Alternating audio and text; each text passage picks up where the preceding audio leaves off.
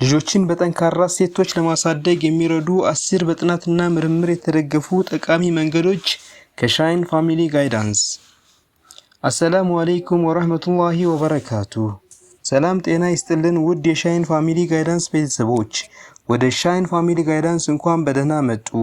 የዛሬው ርዕስ ልጆችን በጥሩ ስነ ምግባር ማሳደግ ለሚፈልጉ ሁሉ በጣም ወሳኝና አስፈላጊ ነው። በዚህ ትኩረትን በሚቆጣጠር አይደለም ታዳጊ ህፃናትን አዋቂዎችን በሚያታልልና ጫና በበዛበት ዓለም ውስጥ ጠንካራ እሴቶች ያላቸው ልጆችን ማሳደግ በጣም ከባድ ነው። ታዲያ እንዴት ልጆችን በጠንካራ እሴቶች ማሳደግ ይቻላል የሚለውን ለማወቅ አብራችሁን ቆዩ። እውነቱን እንነጋገር ከተባለ ጥሩ እሴቶች በራሳቸው አይመጡም። የምንቀርጸው በምንገልጸው በምንፈቅደውና በምንተገብረው ነገር ቢሆን እንጂ። ወላጆች ልጆቻቸውን ካልቀረጹ ዓለም ይቀርጻል፣ ዓለምም ስለ ወደፊታቸው ግድ የለውም። ዛሬ በልጆቹ ውስጥ ጠንካራ እሴቶችን ለመገንባት በሳይንሳዊና በተግባር የተረጋገጡ 10 ምርጥ መንገዶችን እነግራችኋለን። 10ኛ፣ እሴቶች የሚጀምሩት ከቤት ነው። ልጆች አብዛኞቹም ማህበራዊ ባህሪያት የሚማሩት ከቤት ሆነው በምልከታ ነው። እያንዳንዱ ቤት ሆን ብሎ ሳይሆን ሳያስበው እሴቶችን ያስተምራል። ልጆች ሐቀኝነትን፣ የተረጋጋ ግንኙነትን፣ ኃላፊነትንና ደግነትን ካዩ እነዚህ እሴቶቻቸው ይሆናሉ። ጩኸትን፣ ወቀሳን፣ ሰበቦችንና አክብሮት የጎደላቸው ነገሮችን ዘወትር ካዩ እነዚህም እሴቶቻቸው ይሆናሉ። ራስዎን በሐቀኝነት ጠይቁ። ልጆቼ በእኔ ውስጥ ዘወትር ምን ያያሉ የሚለውን ይገምግሙ። 9ኛ፣ ልጆች የሚከተሉት ሞዴል ይሁኑ። ሞዴሊንግ በጣም ጠንካራ የእሴት ማስተላለፊያ ዘዴ ነው። ልጆች ማለቂያ የሌላቸው ትምህርቶችን አይከተሉም፣ የአኗኗር ዘይቤውን ይከተላሉ እንጂ። ጨዋነትን ከፈለጋችሁ በትህትና ይናገሩ። ኃላፊነትን ከፈለጉ ኃላፊነትን ያሳዩ። ሐቀኝነትን ከፈለጉ በፊታቸው ትንሽም ቢሆን ውሸትን አይናገሩ። ምሳሌ ውስጥ ካርታቸውን ይቀርጻሉና። 8ኛ፣ ግልጽ የቤተሰብ ደንብ ይኑሮት። በተስተካከለ ቤተሰብ ውስጥ ያሉ ልጆች የተሻለ ራስን የመግዛትና የረጅም ጊዜ ተግሳጾ ያሳያሉ።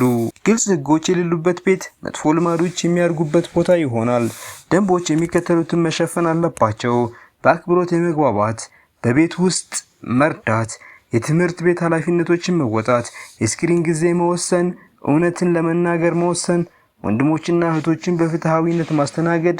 ግልጽ ደንቦች፣ ግልጽ የሆኑ ግምቶች ደህንነታቸው የተጠበቁ ልጆች ይሰጡናል። 7ኛ፣ ከእያንዳንዱ እሴት በስተጀርባ ያለውን ለምን የሚል ምክንያት ለልጆቹ ያብራሩ። ልጆች የማዘዝን ዲሲፕሊን ሲረዱ ባህሪያቸው በተሻለ ሁኔታ ያንጸባርቃሉ። ይህን አድርግ ብቻ አትበል፣ አስፈላጊነቱን እንዲረዱ እርዳቸው። ለምሳሌ ሐቀኝነት እምነትን ይጠብቃል፣ ደግነት ደግሞ ማህበራዊ ስኬትን ይገነባል፣ ኃላፊነትን መወጣት ደግሞ ነፃነትን ይፈጥራል፣ አክብሮት ግጭትን ይከላከላል፣ ትርጉሙን ማወቅ ደግሞ ተነሳሽነትን ይገፋፋል።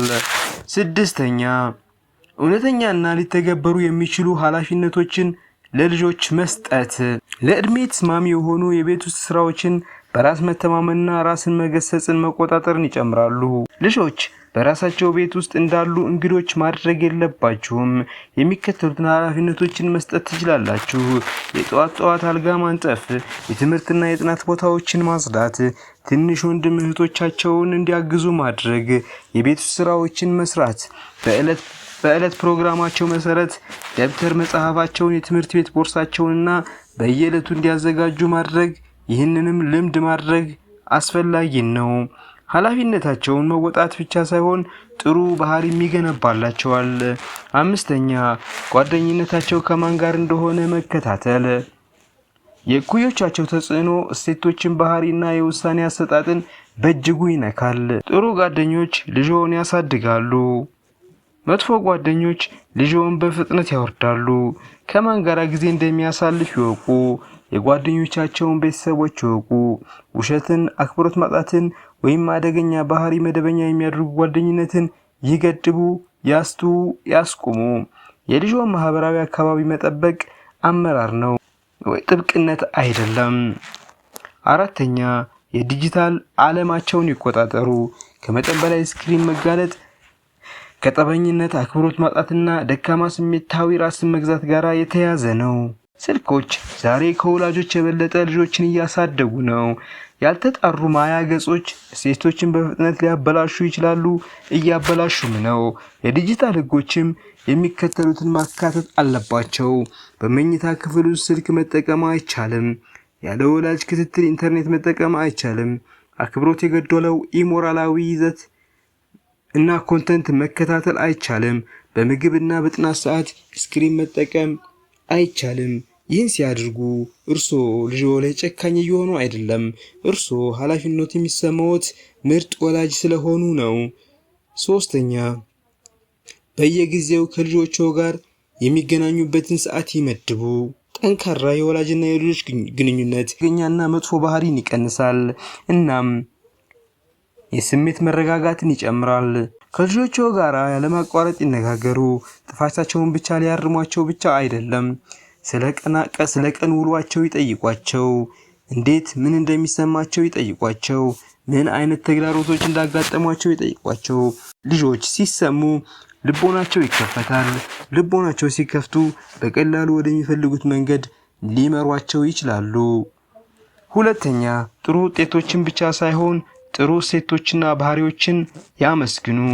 ጥሩ ባህሪ ማመስገን ስኬቶችን ከማመስገን ይልቅ የሞራል ባህሪን በብቃት ይጨምራል። ወላጆች ብዙ ጊዜ ከስነ ምግባር ይልቅ ምልክቶችን ያወድሳሉ። ነገር ግን እሴቶች ክብር ይገባቸዋል። ሐቀኝነት፣ ድፍረት፣ ደግነት፣ ኃላፊነት፣ አክብሮት ሲያሳዩ አመስግኗቸው። ይህ እንዲቀበሉት የሚፈልጉትን ትክክለኛ እሴቶች ያጠናክራል። 1ኛ ወጥነት ይኑሮት። የአቋም ሰው ይሁኑ። የጠንካራ ወላጅ ልብ ይኑሮት። ወጥነት ስሜታዊ ደህንነት እና የተረጋጋ ማንነት ይፈጥራል። ልጆች ሕጎች በየቀኑ ሲቀየሩ ግራ ይጋባሉ። ዛሬ የሆነ ነገር አትቅጡ እና ነገ ደግሞ ችላ አትበሉ። የማትተገብሩትን ነገር ቃል አትግቡ። ወጥነት ልጆች የምትሉትን እንደምትተገብሩ ያስተምራልና እሴቶች ዘላቂ ይሆናሉ። የተጠቀምናቸው ምንጮች የአሜሪካ ስነ ልቦና ማህበር፣ የቻይልድ ዴቨሎፕመንት ጆርናል፣ የቤተሰብ ሳይኮሎጂ ጆርናል፣ NIH፣ የሚኒሶታ ዩኒቨርሲቲ፣ የሃርቫርድ ዩኒቨርሲቲ ፖስት ግራጁዌት ጆርናል፣ የCDC የቤተሰብ ጥናት ተሳትፎ፣ የአሜሪካ የህፃናት ሕክምና አካዳሚ። እነዚህን እንደ ምንጭ ተጠቅመናል። ቪዲዮን ከወደዱ ላይክ፣ ሼር ያድርጉ። ሰብስክራይብ የሚለውን በመጫን የሻይን ፋሚሊ ጋይዳንስ ቤተሰብ ይሁኑ። ጥሩ ቤተሰብ የሚኖርበት ብርሃን ነን እንደ ስማችን። መልካም ጊዜ። ሰላም አለይኩም ወራህመቱላሂ ወበረካቱ።